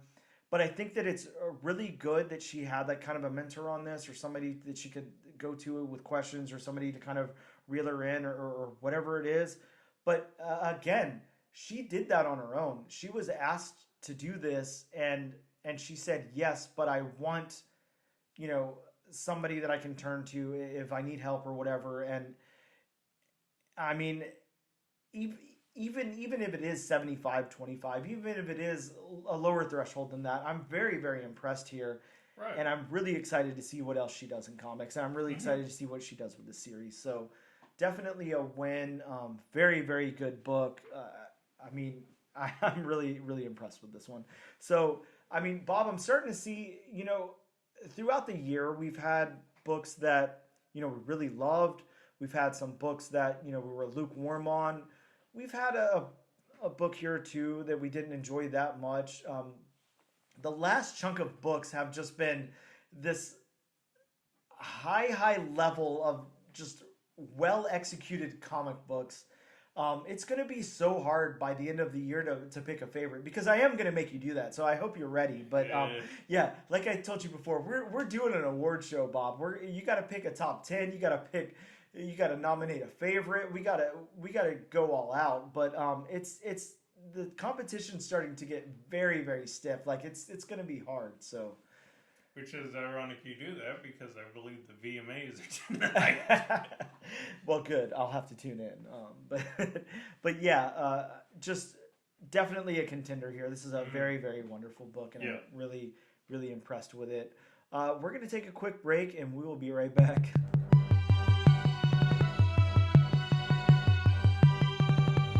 Hello, and welcome back to the all-new, all-different #1 comics podcast. We, of course, have a very, very special guest on the podcast for this episode. Everybody, please welcome ERICA SCHULTZ, the amazing writer of some of your favorite comic books that are out right now. And, of course, writer amongst other things, but we'll get into all of that in just a moment. ERICA, thank you so much for taking out the time to talk to us today, and welcome to the show. How are you? Thank you so much for having me. I appreciate it. You know, keeping my head above water just like everybody else these days. Yeah, you're doing it. You're knocking out some amazing work. Like I said, a lot of people's favorite comics coming out right now. You did X23 Deadly Regenesis, just amazing 5-part mini that really kind of fleshed out the character a lot more than she already was, and just a really, really cool comic that I know everybody I've ever talked to about it really enjoys a lot. Of course, we're going to be talking about Hallows Eve a lot today. I'm really excited about that one. That just wrapped up. And then, of course, you had the Spider-Man annual as well. And you've got a one-shot coming up that you're bringing back some of the creative team with you on that. And that's really cool. So really, really excited about that, to see where that goes and everything. But yeah, to get us started, you know, just to kind of tell your origin story. As far as I know, you began as an animator. Is that correct? Yeah, I started at a studio working as an animator on the Astonishing X-Men motion comic. I did most of the lip sync animation. And at that studio, we were working on comics. We were working on a bunch of stuff. And you kind of had to do a little bit of everything. So I was coloring, inking, animated, as I said. And yeah, I started looking at some stories that I had written, but you know, never really did anything with them. And I figured, okay, well, let's see if I can take one of these stories and put it into the comics form. And I partnered with one of the artists in the studio, Vicente Alcazar, and we had a 12-issue maxi series that we put out on our own called M3. Mm-hmm. Yeah, and M3, I haven't got a chance to read yet. I've heard some really, really great things about it. Was that? I know that was a collaborative effort, like you just said. You worked with another creator on that as well. Was that something that you had brewing? Was that something you guys talked about together? Was that where did M3 come from? I had had some stories that I had written down, basically more or less in prose, and that was one of the stories. This idea of this, you know, character, this assassin who sort of had a murky past and was trying to, you know, be on a redemption arc. And so I had mentioned it to Vicente, and we discussed it more and more. And it was, I mean, it was a definitely a collaborative effort, 100%. And we took it to, it was two story arcs. So we had the Mhm. first story arc was 6 issues, and then the second was 6 issues. And we were looking to possibly go to 18, but we ended up starting, getting so busy with other work and stuff that we didn't go that route. But I mean, putting out 12 issues over the course of about 3.5, 4 years was a feat, in and of itself. So Yeah, I can't even imagine. A lot of the listeners to this show are aspiring comic book creators, writers, artists, all of those things.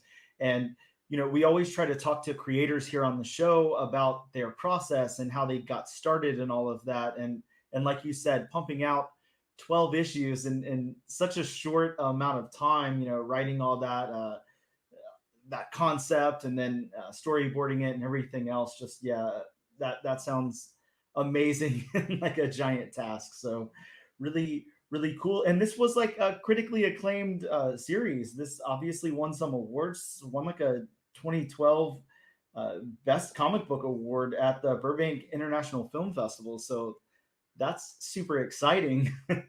yeah, I mean, we worked really hard on it, and we sort of very, I mean, Vicente had worked in comics before, and this Mhm, was the first book that I had written for comics. But we both wanted to tell a story that was a little different from what was out there um, at the time, because it was when the first issue came out in 2010, mhm, and the first trade came out in 2012. And we just sort of had to, I mean, Vicente hadn't worked in comics in a while, so he mhm, sort of had to, refamiliarize himself with the process, and I had to sort of create a process for myself. mhm. Um, but yeah, we did it. It was a lot of work, but it definitely was worth it. Yeah, I can only imagine. Again, pointing out there that this is your first real writing in comics. I mean, you've worked in comics a little bit, like you said, and animating the lip sync and everything on that astonishing X-Men motion comic. But I, I mean, you're in the field a little bit, and then you team up with somebody else who worked in comics quite a while ago and and was getting back into it, and then came out with this series. And again, let me point out one more time for the listening audience, your first real writing credit in comic books, and ended up with a pretty prestigious award. You know, obviously that's not going to happen to everybody. That's a pretty unique scenario, but I mean that should give the listeners and those up and coming creators some hope. There, you really can come out with something amazing. You have the story in you. You just have to get it out on paper and go ahead and do the thing. So always really cool to hear stuff like that. People don't realize, like you said, you had to kind of come up with a process. It's not something that you had already arranged or anything like that. I don't imagine there's like a comic book scripting for dummies or anything that you picked up from the local Barnes and Noble. So it was something you kind of had to figure out on your own. Well, Um, everyone's process is different because everyone has, some people work better at night, some people mhm, work better during the day, some people have kids, some people have someone that they're taking care of. So a lot of it comes down to, finding out when you yourself are the most productive or the most creative, but also how that works around the time that you have, mhm, how that works around when you are able to have time to have quiet, whether you're the type of person who needs quiet time, or whether you're the type of person who can work in a busy coffee shop or something like that. You have to find your process that's specific to you. um, because I mean, I tell people what my process is, and when I used to teach, I would say, okay, this is how we're going to do this because you don't have your own process. So I'm going to give you mine as a mhm, template. If it works for you, great. Then, but if it doesn't work for you, then use this as an example of what not to do, or pick and choose what works for you. Um, because you kind of have to create what, you're going to be making. the comics, and you have to make it an enjoyable experience. I mean, it is work, obviously, but you have to do it to the point where you want to do this. So you have to make it a comfortable experience, and that's different for everybody. Yeah, absolutely. I mean, of course, like you said, everyone's going to kind of develop their own process or whatever. But it's wonderful that you're able to kind of have a template that you can, when you were instructing there at the Kubert School, uh, that you could kind of, I don't know, give to people. Hey, use this. Start with this. Here's a starting point, and then jump off and do what works for you, like you said. So really, really cool. I'd love to talk to you about your process just a little bit. I don't want to, spend too much time on it, but as far as your scripting process, are you? I've talked to a lot of different creators, and again, like you've just said, everybody's so different. Do you write like a general overview and then break that down and then script it into comic book format? Are you thinking along the lines of, this is a comic book and this is how I'm going to start with it? What's your beginning process like? It, I have my standard process, which is if it's a project that I'm working on myself, Mm-hmm. I will outline the entire story arc, Mm-hmm. and then I will uh, break that down into however many issues or chapters that the story is going to be. Mm-hmm. So, what is this story going to accomplish as a whole? And then, where are the different beats that are going to, where are we going to have the page turn? If I'm working for like Marvel, it depends because I like to outline everything and I like to get my outlines approved before I start scripting, but that doesn't always work because they're on very tight schedules, and your editor isn't just working with you, they're working with a dozen other people. They're coordinating artists and colorists and everything else. So while it makes it a little tougher for me, having to go issue by issue versus having the whole, versus getting everything approved ahead of time. It's probably the easiest way for the editors because, like I said, I mean, they've got so many other things going on. Um, so I always outline and then I will break down once I know what part of the story is going to be within each issue.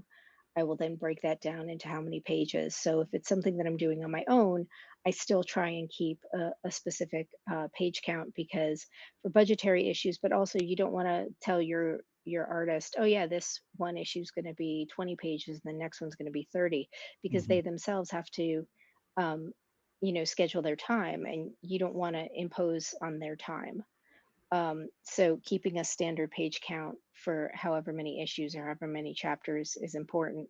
So I'm like, okay, well, I've got, 20 pages, 22 pages, 24 pages for this particular issue. Let's look at what happens in this issue, and let's see how many pages I want to allocate to each of these scenes. What would be a splash page? What wouldn't be a splash page? When do I want to have my page turn? When you're dealing with comics like Marvel or DC, they have ads within the comic book.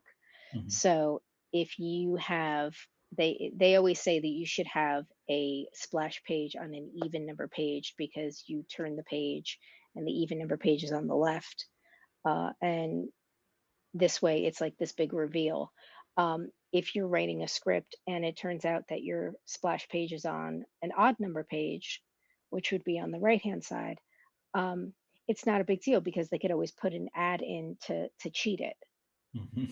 Um, if you're working on a creator owned book that doesn't have ads within the page, um, then you just need to keep that in mind of your page turns. And again, I mean, it's not a never break this rule. I mean, I've seen plenty of books with a page with a big splash reveal on on a right hand page. It's not like a huge deal, but that's sort of like one of the things that they kind of teach you in the beginning. But I mean, these are flexible rules, I think. Mm-hmm.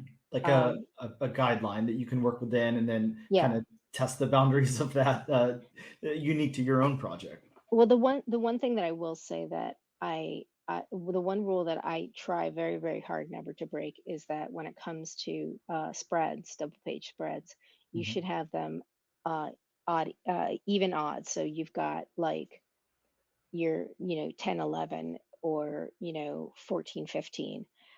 You'll see this a lot of times in trade paperbacks. If a spread was written as an odd even, you'll see sometimes in trade paperbacks just like a blank sheet, like a Mhm. black sheet of regular, to then turn the page and then you'll have a spread. And it's because the writer wrote an odd even spread versus an even odd spread. So I try and keep that very like consistent. I also don't, I'm not a huge fan of doing double page spreads to begin with, Mhm. because when you collect stuff in trade paperback, because the book is much thicker, there's a lot of information in the gutter that you don't see, because like you're not going to break the binding of the book to, to see everything. So I try not to do a lot of double page spreads. Usually in my scripts, especially for my Marvel work, in my scripts, I'll write a sequence as a spread, like a 10, 11, or like an 8, 9. And I'll say, if you want to draw this as a double spread, feel free. If you want to just do this as singles, feel free as well. Just like, pick however many panels you want to do per page, but I'll do like, I'll write it out as a spread, and then the artist can, it's artist's choice if they want to do that. I did that a lot with Michael Dowling, because we Mhm. worked on Hallows Eve. We worked on 6 issues of Hallows Eve together. So we kind of got to a point where there was like a lot of shorthand. Mhm. And so I would, after like the third issue, I'd be like, the drill, Mike. If you want to make this a spread, you can make it a spread. If you want to do singles, you can do singles. It's totally up to you. I trust you. These are the panels, and usually on a spread, I don't do anything more than like 12 panels. So if you do two singles, that's, 6 and 6 on a page. So it's not like going crazy on a page. Yeah, and I really like that you brought that up. That's something I've honestly never thought about before. Of course, you have the perspective of being an instructor and everything. And like I said, I want to reiterate one time here. Kubert School and instructors. So you were an instructor there. I think you started with lettering, if I remember correctly. No, I was a lettering instructor for Comics Experience, which is an Oh, online okay, class. gotcha. I was the two classes that I taught at Kubert, Hmm. that were considered my classes were, for the last years, for the third year students, I taught writing and illustrating, and illustration, and Okay.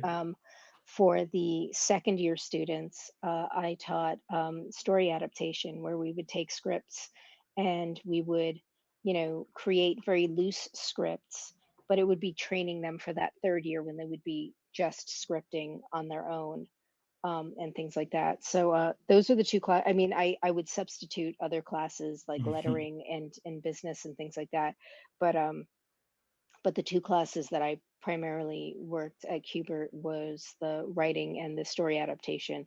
But for Comics Experience, I was an instructor for lettering. And I mean that's even more amazing than I already knew. But yeah, I can't downplay the fact that the listening audience here is actually getting some very quality advice here. This is something that you can take back and then go use on your own projects, your own writing, or whatever. This is someone who's taught the classes. This is we have ERICA SCHULTZ on the line, so very very cool. Just that you're able to, I don't know, instruct others on storytelling and writing. Like you said, it kind of blew my mind when you were talking about that double page spread being collected in a trade. Something I would have never thought of. You're completely right, though. A lot of detail goes into the center of that double page spread, and then as a collector, who's going to want to flatten that out, to look at all of that detail there and everything that's written and drawn and all of that. Just something that a non-creator just typically doesn't think about. So a very cool, unique perspective on that. I really like that a lot. I want to get into Hallows Eve because I definitely want to talk about that as much as we can. Again, I said you had plenty of other projects, working at Aftershock, working on lots of other Marvel stuff like X23 Deadly Regenesis. You've got a upcoming What If Dark, which is super super cool. I'm really excited about that Moon Knight that you're working on. But Hallows Eve to have that mini, and then the annual, and then the one shot coming out, you really get to take some time and really get to work with Jane and flesh out that world and everything with the character. How has that been?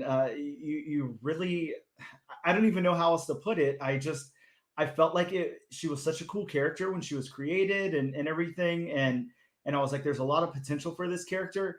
And then what you came out with just completely exceeded my expectations. It's just a really, really great book. Thank you. I have to give a lot of credit to Mike Dowling, Brian Reber, and Joe Caramagna. Mike did the line art, Brian was the colorist, and Joe was the letterer. And when I was tagged to do Hallows Eve, she was announced at San Diego last year, and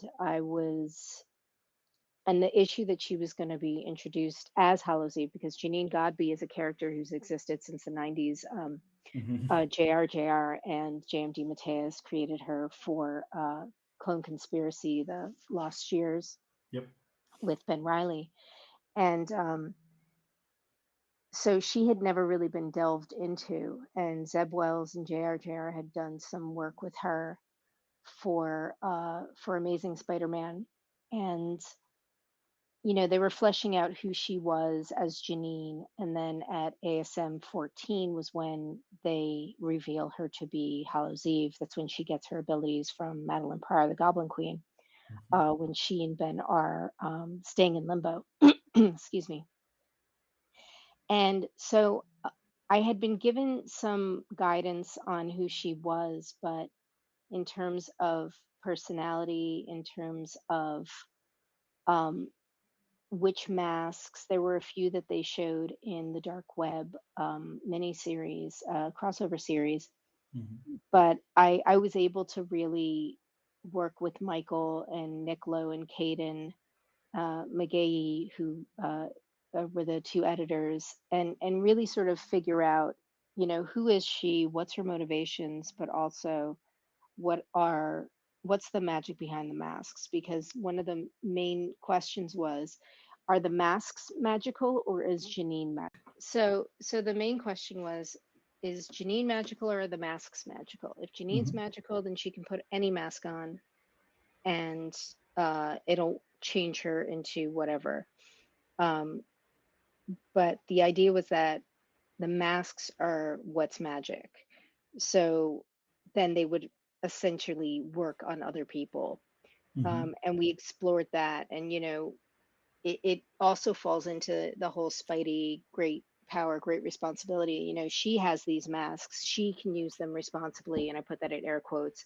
But what about, somebody who's more villainous? And one of the things that Nick and Caden kept saying was that she's not a supervillain. She's not like this, mustache twirling evil character.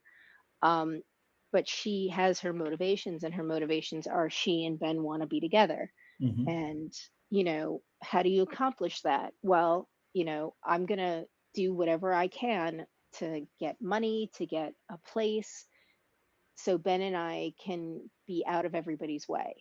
And that's basically her whole motivation, is get Ben and be able to, we don't bother anybody. Nobody's going to bother us. Yeah. Oh, sorry. Go ahead. No, well, obviously, plans don't go the way you think they're going to. So. Yeah, and like you said, she's not villainous. She's got her motivations for what she's doing, and she's just trying to accomplish that goal. That's really it. things stand in the way, things happen, and life happens, and whatever, other people happen, other people get in the way. But whenever towards I don't want to spoil anything for anybody who hasn't read the book, because you absolutely need to go out there and read every issue of the book because it's outstanding. But you get to play in this world where what happens if other people get the masks? What what goes on then, and how do we deal with that? Which is really really cool, and something that I kind of wondered the second that I cracked open the first book. That's all I could think was, I wonder what would happen if somebody else gets gets their hands on one of these masks or whatever. So it's really wonderful that you're able to play in that world and kind of uh, tell the story that you told. How was it?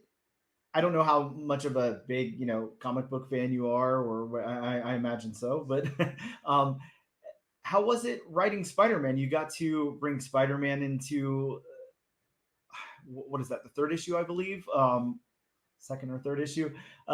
You get to bring Spider-Man in, and Janine gets to have that one-on-one with Spider-Man kind of throughout the book there. How was it writing such a, I don't know, storied characters, a character that's been around for a long time that you got your hand in writing? I mean, it's a huge responsibility, but I will say this. I mean, I Spider-Man has never been I know Spider-Man is like everybody's favorite character. Spider-Man's Yeah. never been my favorite character. Uh-huh. I think he's great and everything, but I think Peter Parker is such a terrible person. I mean, he tries to do everything right, but in the same time, he still sort of falls flat on his face consistently. Hmm.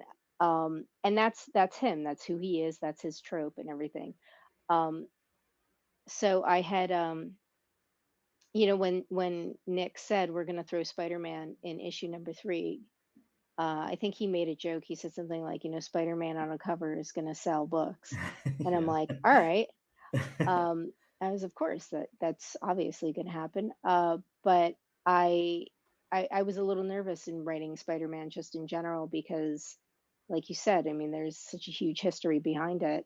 Hmm. Um, but I mean, deep down, Peter's a smartass, and Yep. if anything, I'm as snarky as they come. So I just sort of, wrote, wrote like a smartass, Hmm. and hopefully, I pulled it off. Yeah, it translated over very, very well. I really, really enjoyed your depiction of Spider-Man and Peter Parker there. And then Janine's interaction with him. It seemed very natural. It seemed it worked very, very well.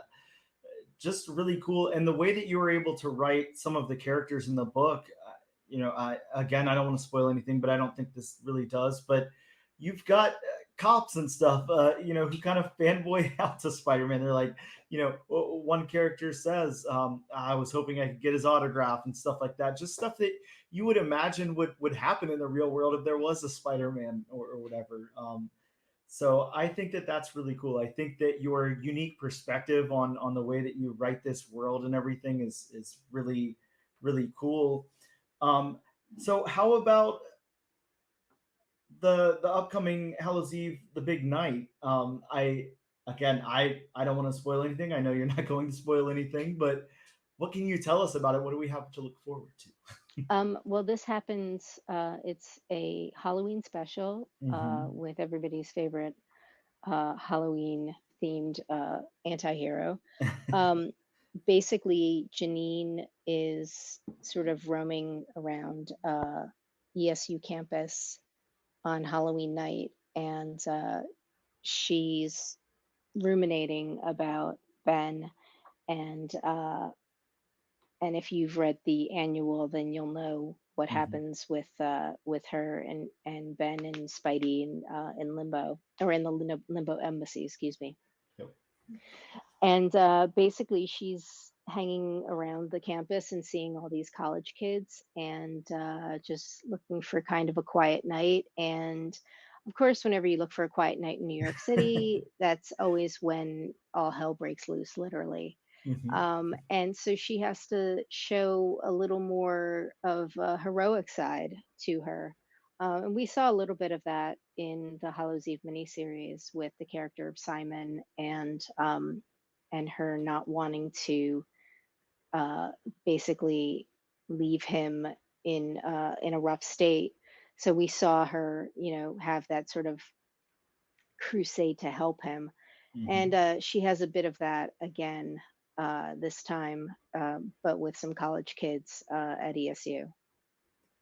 So cool, and so cool that I love when the stars line up, and we've got Hallows Eve on Halloween, and it's Halloween week, and those are the books that everybody's going to be picking up and everything. So regardless of, I mean, I don't even have to say this because you're already a big prolific writer. I can't talk, but but everybody's looking out for your stuff already as it is. But you know, this is something that you guys are all going to absolutely want to make sure you pre-order for FOC. Let your local comic book shop know that you want this big night special in your pull list and all of that. uh, I'm so excited that it just lines up that way. You get Hallows Eve on Halloween, and it's just super cool. So I think it's going to do really really well. And I know as a fan and everyone that I talk to, all the other fans of the book and the character are really really looking forward to this book. So super cool. Can I ask, is there anything down the pipeline for Hallows Eve after the one shot that you're involved Well, the trade paperback comes out, I believe, the same week. in? Hmm. The trade paperback of Hallows Eve, the issues 1 through 5 that Mike Dowling, Brian Reber, Joe Caramagna, and I did. So I believe that comes out the same week as the big night, Hmm. or the following week. But as of right now, if I'm being completely honest, as of right now, I don't have any other Hallows Eve work. Hmm. Um, but that could change. I mean, I had to email Nick earlier this morning about another matter that maybe he'll say, "Hey, do you want to do another Hallows Eve story?" Um, so as of right now, no. I mean, I'm focused on it was announced that I'm going to be writing Daredevil for the Gang War crossover.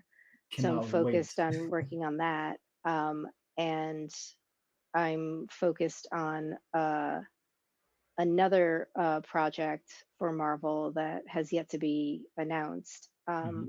But aside from that, Hallows Eve is I would love to go back to her. I mean, she's a lot of fun to write. So Nick knows how to get in touch with me.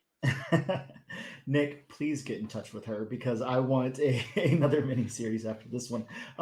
But yeah, you told a nice rounded story there, and then what we got in the annual was just mind blowing. And then I'm again looking so forward to this special here.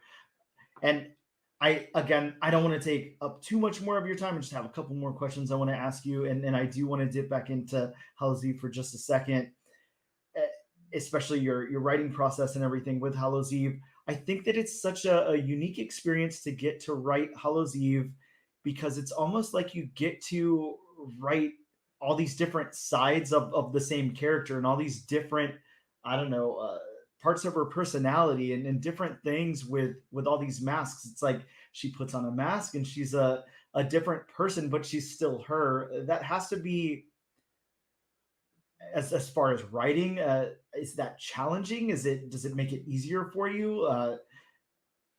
It's a little bit both. I mean, Uh-huh. um, the masks to a certain extent could even be a crutch because I remember at one point during the writing process, I kept overusing one of the masks, and Nick said, like, let's try and get something else. We're Mhm. using this one too much, or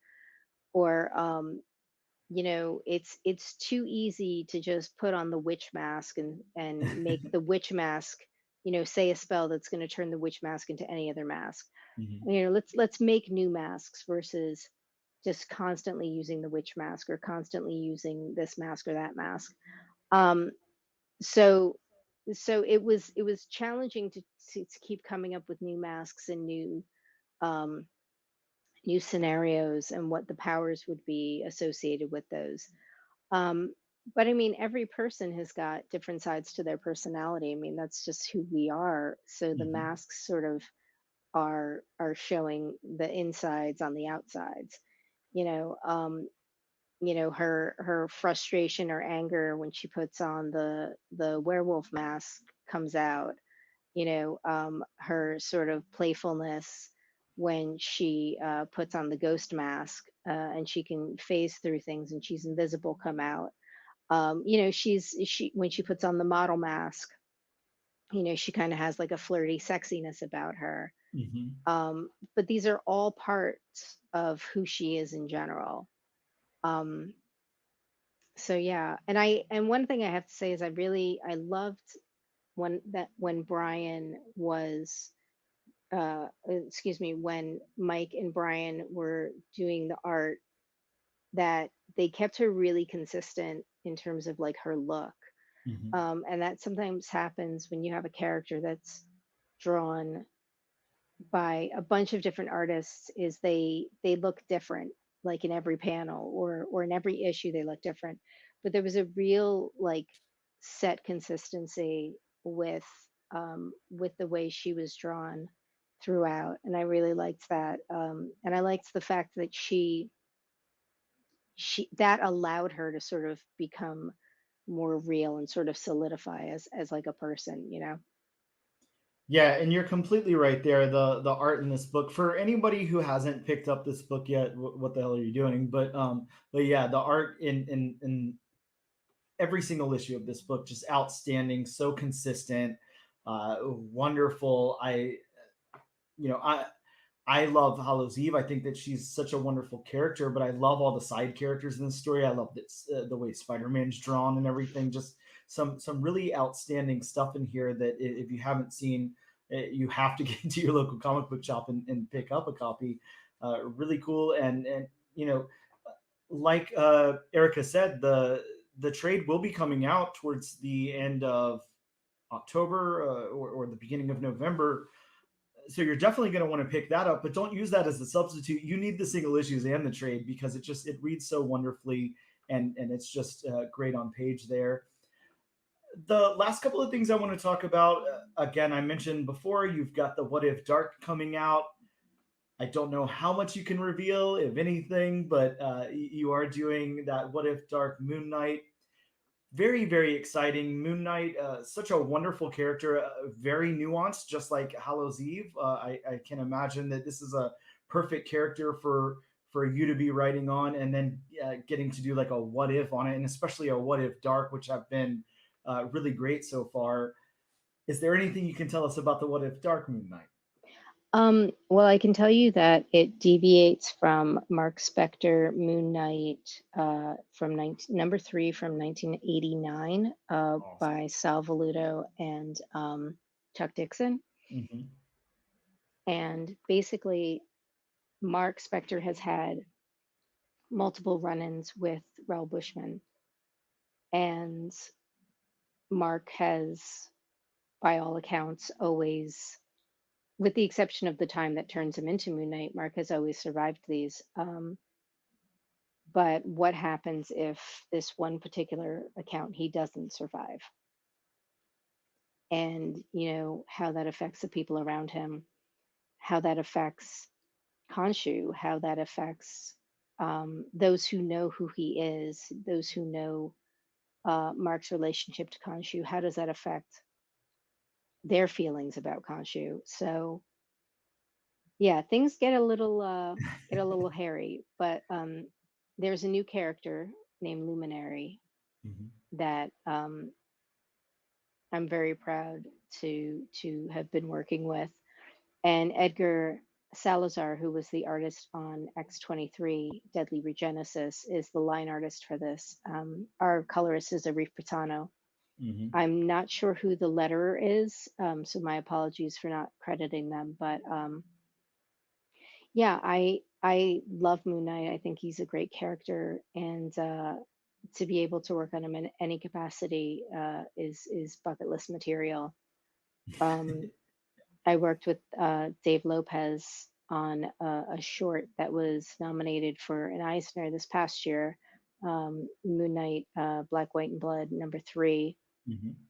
And we did a short based on Jake Lockley. That was a lot of fun. And David's just a phenomenal artist to work with. So. Well, I know that we're all looking forward to that.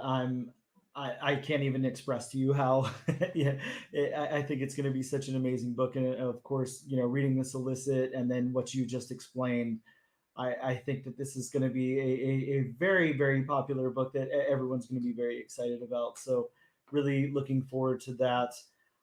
Again, Erica, I don't want to take up too much more of your time. I know we're hitting the 40-minute mark here, so I will wrap it up. But I can't thank you enough for taking the time out of your day to talk to us here on the all new, all different #1 Comics podcast. For everyone in the listening audience, you can find Erica's work in your local comic book shop all over the place. She's done stuff for Dynamite. She did Charmed. She worked with Aftershock. She's done a lot over at Marvel. There's just a lot of stuff out there that you're going to want to check out that Erica has done. Of course, the Amazing Spider-Man annual that just hit shelves, I want to say 2 weeks ago. I could be a little off on that. The X23 Deadly Regenesis that wrapped up, as well as the Hallows Eve miniseries. And then it's very, very important that you guys get to your local comic book shops, get a hold of them before that FOC cutoff, and make sure you pre-order a copy of the Hallows Eve special that you can get on Halloween week. Erica, thank you so very much for taking out the time to talk to us today. Thank you for having me. I really appreciate it. Yes, appreciate you. And please tell everybody where they can find you. I'm on all the socials at Erica Schultz 42. On Instagram, I'm Erica Schultz Writes, WRITES. And my website is ericaschultzwrites.com, where you can, if your comic shop doesn't have the book that you want, I might have it. So check out ericaschultzwrites.com. And yeah, I'm pretty much on all the, I know there's 40,000 social media apps right now. So like Mastodon and Threads and Blue Sky and Spoutable, I'm on all of those. Awesome. She even takes the time to write on Blue Sky. So awesome. Yeah. Thank you so much for that. Again, really appreciated. And we'll let you go. But until next time, thank you so much, Erica. I really appreciate it. Thank you. Be well. All right, you too.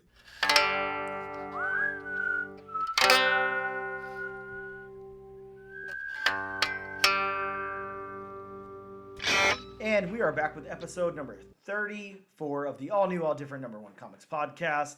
Bob, let's talk about the new comics that are coming out in comic book shops next week. Yes, let's do. But before I start reading the list, it's disclaimer time. Yes, some of these may or may not come out. And remember, as always, this is from one source. That's so right. It does not have the entirety of every single publisher. I like it. It sounded fancy. I thought you were just adding some flourish to it. Or a comic coming out. So if you'd like to know more, please consult elsewhere. Because I'm not. From DC, we have Fire and Ice. Welcome to Smallville #1. Yeah, I don't know much about this other than it's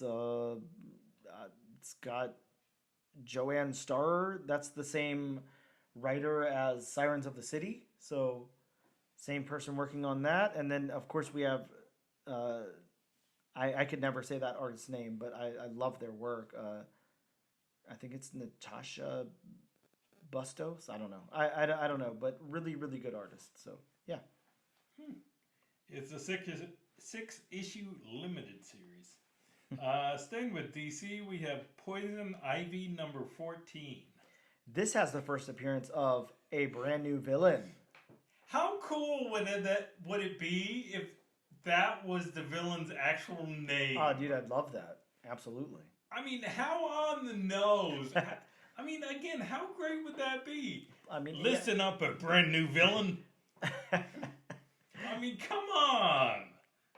Wasted opportunity, I agree. We could write it in our comic, Bob. Yeah.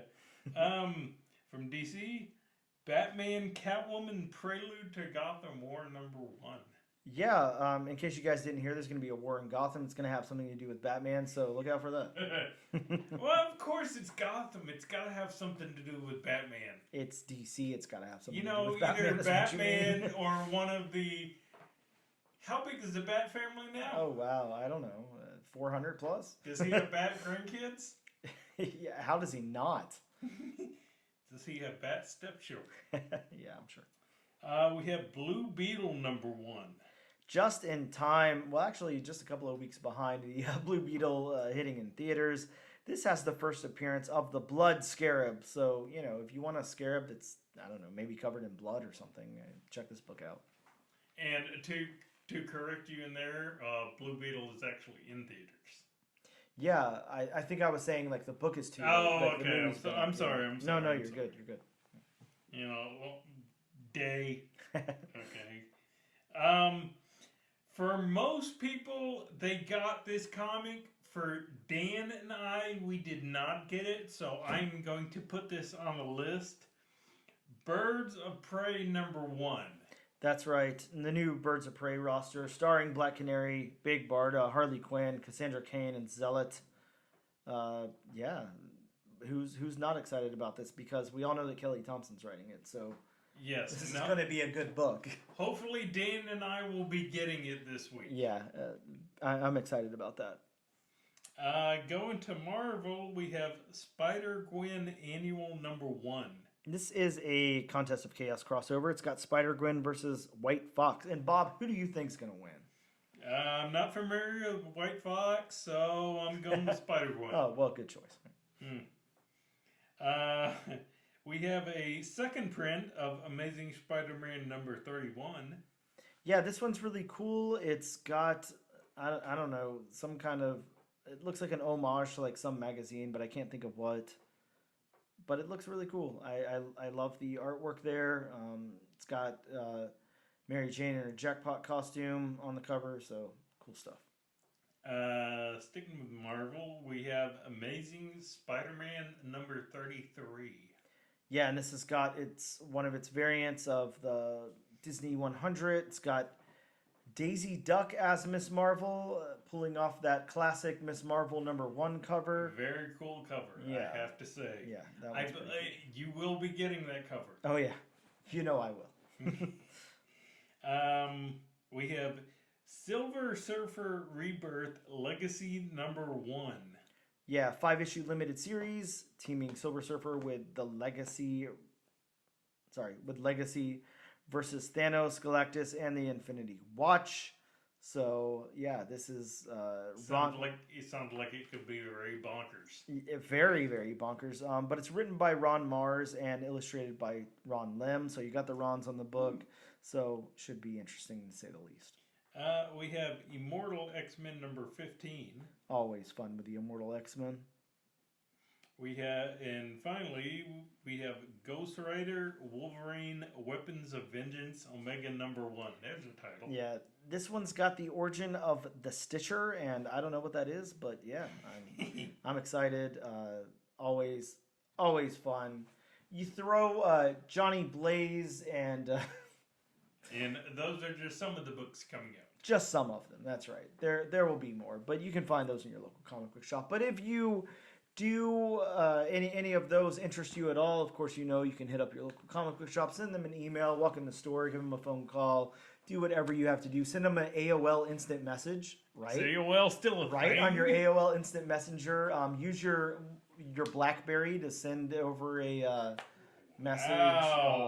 Now you're going early. Now you're going late 90s, early 2000s.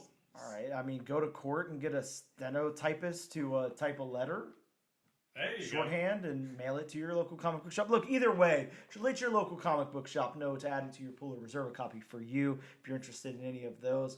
Bob, it's that time again. We need to talk about what book we're going to be covering next week. And right now we've got 3 contenders. It is between Blue Beetle from DC Comics, Kill Your Darlings from, I believe, Image Comics, but I could be wrong, and Hunt for the Skinwalker, which is maybe from Boom Studios, but I could be wrong about that as well. Either way, it's time to spin the wheel over at wheelofnames.com and see what it lands on. And it looks like next week we're going to be talking about Hunt for the Skinwalker #1. Wow. So yeah, should be a fun one. Excited about that. Bob, that wraps up the show. That wraps up episode number 34 of the All New, All Different #1 Comics podcast. And yes, of course, if you guys didn't hear that, this was episode 34. Just for Hopefully, I'm sure he didn't, but hopefully he said that 34 times. Yes. Oh, that would have been good. If I did, do I get a prize? Is the real question. Sure, you get a copy of this book. Oh, well, thank God. I've been. I love the book. I'll definitely cherish it with all my heart. That's it, guys. Thank you so much for tuning in. Of course, check us out on social media of your choice. We are on Instagram at ANAD_1 Comics Podcast, on Twitter at ANAD Comic Pod, on TikTok at ANAD1 Comics Pod, and the comic book channel on YouTube.